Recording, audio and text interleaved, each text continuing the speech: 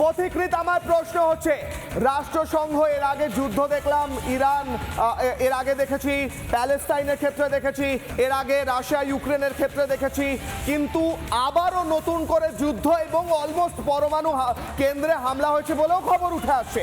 চিঠি লেখা হচ্ছে রাষ্ট্রসংঘকে। রাষ্ট্রসংঘ আদৌ এই মুহূর্তে কোনো পদক্ষেপ নেওয়ার ক্ষমতাটুকু রাখে? মানে তারা কি এফেক্টিভলি করতে পারবে কাজটা? প্রশ্ন আমার, আপনি বলুন স্যার। কিশলয়, এই যুদ্ধে থামানোর রাষ্ট্রসংঘের ততটাই ক্ষমতা আছে যতটা ধরে নাও ভুটানের আছে। তো ভুটানের যদি ক্ষমতা না থাকে তার মানে রাষ্ট্রসংঘের ওই সংগঠনটা, সত্যি কথা যদি খুব সাধারণ মধ্যবিত্ত বাঙালি কথায় যদি বলি, এই রাষ্ট্রসংঘের 5 পয়সা দাম নেই। এরা কোনো যুদ্ধ থামাতে পারে না, এরা আমেরিকার পয়সায় চলে, এরা সব কিছুতে হ্যাঁতে হ্যাঁ মেলায়। এরা ইউক্রেনের যুদ্ধ থামায়নি, 1945 থেকে কোনো যুদ্ধ থামাতে পারেনি। দ্বিতীয় কথাটা হচ্ছে, যেটা খুব ইম্পর্টেন্ট, এটা আমাদের সবার বোঝা উচিত যে যদি ইসরায়েল আর আমেরিকা ইরানকে অ্যাটাক করে থাকে, তাহলে ইরান কেন পার্শ্ববর্তী আরব দেশগুলোকে অ্যাটাক করছে। তার সবচেয়ে বড় কারণ হচ্ছে ইরান মনে করে এই পার্শ্ববর্তী আরব দেশগুলো পুরো একসাথে মিলে দেয়া, যেটাকে ইংরেজিতে বলে হ্যান্ড ইন গ্লাভ, এরা পুরোপুরি মদত দিয়ে ইসরায়েল আর আমেরিকাকে হেল্প করে দিচ্ছে এই যুদ্ধতে করানোর জন্য। কারণ প্রত্যেকটা আমেরিকান মিসাইল যখন ইরানে যায়, আরব এয়ার স্পেসের উপর দিয়ে যায় এবং আরব দেশগুলো কোনোদিন সেটাকে আটকায় না। দ্বিতীয় কথা হচ্ছে, ইরান কালকে একটা কথা বলে দিয়েছে আয়াতুল্লাহ আলী খোমেনির মারা যাওয়ার পরে, যে আমাদের কোনো রেড লাইন নেই।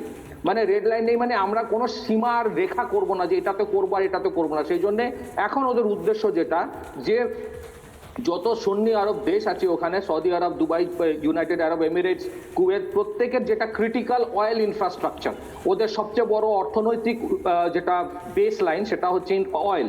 সেই অয়েল ইনফ্রাস্ট্রাকচারটাকে ধ্বংস করে দেওয়া, তাদের ট্যুরিজমটাকে ধ্বংস করে দেওয়া, এবং এমন একটা পরিস্থিতি করা যেখানে প্রচুর বাইরের লোক গিয়ে কাজ করে, তারা যাতে ওখান থেকে প্যানিক বা কিয়সে চলে যেতে বাধ্য হয়। সুতরাং তারা চাইবে সেই জায়গার পুরো অর্থনীতি শেষ হয়ে যাক। ইরানের উদ্দেশ্য এখন মনে হচ্ছে যে আমরা যদি শেষ হয়ে যাই তাহলে তোমাদেরকেও শেষ করে ছাড়বো। রেডিও অ্যাক্টিভ ব্যাপারটা যেটা বলছো, নাটানজ আর ফোর্ডোতে আগের 2025-এও অ্যাটাক করেছিল, ওগুলো এত ডিপ আন্ডারগ্রাউন্ডে থাকে, সেখান থেকে রেডিয়েশন হয় না, এবং ইরান এর আগে ওখান থেকে সরিয়ে দিয়েছে। আর আরেকটা কথা আমি বলতে চাই, এই যুদ্ধটা এই মুহূর্তে থামবে না। ইরান কোনো ভেনেজুয়েলা নয়। ইরানের কাছে 3000 ব্যালিস্টিক মিসাইল আছে, 10 থেকে 15,000 ড্রোন আছে। ইরাক আর ইরানের যুদ্ধ 1980-তে 8 বছর ধরে চলেছিল।